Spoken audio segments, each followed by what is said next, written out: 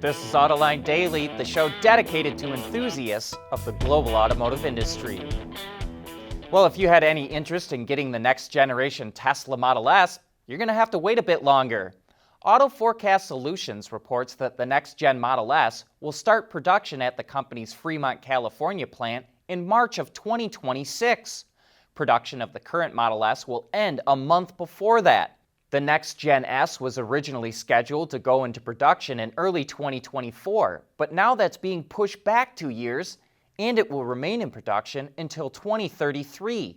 Tesla started building the current Model S in 2012, so that means it will be in the market for 14 years before the next gen model is introduced. Even still, most automakers are way behind Tesla in EV development.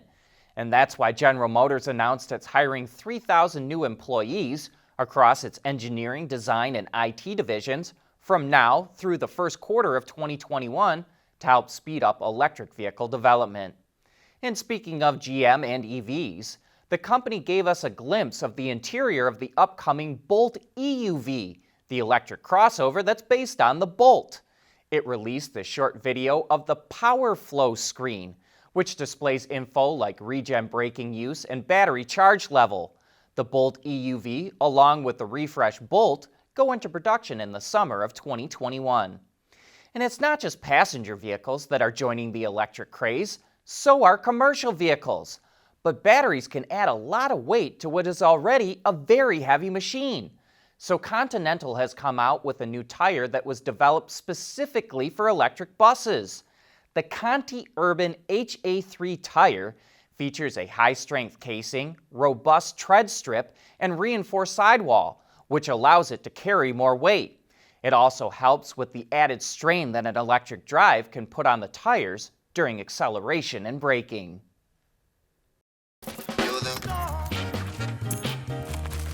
Where is the car key? I don't understand. Which hole has the car key in it? Come on, I don't want to be late to this. You're killing me, man. The all-new Elantra with Hyundai Digital Key.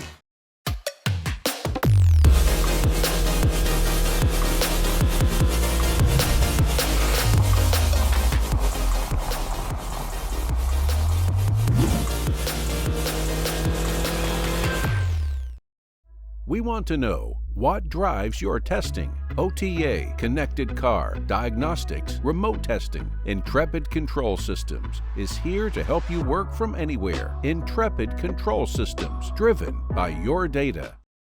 Car buyers continue to gobble up crossovers and SUVs, so it's not a surprise to learn that Hyundai plans to introduce 12 new or refreshed SUV models through the end of 2021 in the US. That includes internal combustion, hybrid, plug-in hybrid, battery electric, and N-performance models. The models getting updated or coming out include the Kona, Santa Fe, Santa Cruz pickup, and the electric Ioniq SUV, as well as the 2022 Tucson, which was revealed a few months back, but now we have some more details. As we reported before, it will have the option for a 2.5-liter 4-cylinder gasoline engine that's mated to an 8-speed automatic transmission, or a 1.6-liter that powers the hybrid and plug-in hybrid versions. The 2.5-liter gets an estimated 28 mpg combined with front-wheel drive. The hybrid is equipped with a 44.2 kilowatt electric motor and a 1.49 kilowatt-hour battery pack. While Hyundai didn't provide specifics, it says the hybrid is 30% more fuel efficient than the standard gas engine, and it has a driving range of over 500 miles. The plug-in hybrid features a 13.8 kilowatt-hour battery, which provides an all-electric range of 28 miles and an estimated fuel economy of over 70 mpge. The new Tucson will only be available with the long wheelbase in the US. The SUV goes on sale in the US in the spring of 2021, while the plug-in version will be available next summer. And speaking of the Tucson, Hyundai revealed a few teaser images of the N-Line version. It will have a more aggressive look and offer unique design features for both the exterior and interior. The Tucson N-Line will be available next spring, and like its SUVs, Hyundai plans to introduce a number of new N and N-Line models over the coming months. Through the end of 2022, Hyundai will reveal 7 new N and N-line models. The Elantra N will be the next N-brand model unveiled for the U.S. And in a final bit of Hyundai news, the automaker introduced a new connected car platform it developed with NVIDIA called NVIDIA Drive. The system includes a hardware and software stack, which enables Hyundai to combine audio, video, navigation, connectivity, and artificial intelligence-based connected car services into its infotainment systems. In addition to that, Hyundai and NVIDIA are developing a new digital cockpit that will launch late next year. NVIDIA Drive will be equipped in new Hyundai, Kia, and Genesis models starting in 2022 as a standard feature. The refreshed Land Rover Discovery is making its debut. Some of that freshness comes in the form of new LED lighting and bumpers, both front and rear. A new R-Dynamic model is also available that pairs unique black exterior accents and two-tone leather with contrast stitching on the inside. Sticking with the interior, the new Discovery features a larger 11.4-inch center display screen that Land Rover says is faster, smarter, better connected, and offers over-the-air updates as well. There's some changes under the hood, too. A diesel will no longer be offered in the U.S., but other markets will still have the option for a 3-liter inline 6-cylinder diesel that comes in 2 power outputs. The base engine is now a turbocharged 2-liter 4-cylinder that makes nearly 300 horsepower, while the upgrade from that is a 355 horsepower turbocharged 3-liter inline 6-cylinder engine. The new Discovery can be ordered right now. Pricing in the UK starts at a little over £53,500, while in the US it starts at $55,250, including destination charges. Camper van conversions are just not something you see very often in the US. Mercedes is looking to change that. For the first time, the Metris, which is sold as the Vito in other markets, will be available with a pop-up camper in the States. In addition to the rooftop tent, the Metris Getaway, as it's called, also comes with a second battery, rear bench seat that opens into a bed, and swivel front seats. And there's plenty of accessories like mosquito nets, an awning, pull-out kitchen, and even solar panels. The van is available at dealerships now.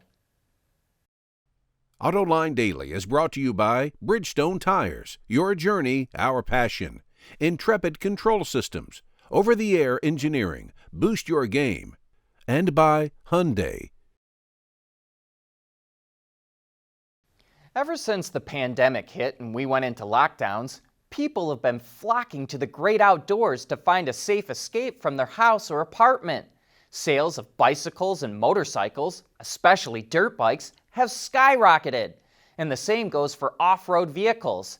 That's why we were keen to test drive the new Toyota Tundra TRD Pro.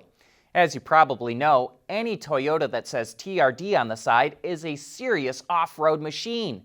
But there are 2 versions of this TRD, Sport and Pro. And Pro means just what the name implies. Check out the equipment list. You get a modified suspension with 10.6 inches of ground clearance. You get 1.5 inches more front suspension travel and 2 more inches in the rear. You get Fox shocks with 3-stage compression damping, which are perfect for a soft landing. And you get a 1/4-inch steel front skid plate just in case you misgauged that landing. If rock crawling is really your cup of tea, then you'll appreciate the electronically controlled transfer case and a 4.3 rear gear ratio for when you have to crawl very slowly over the biggest rocks or through the roughest trails.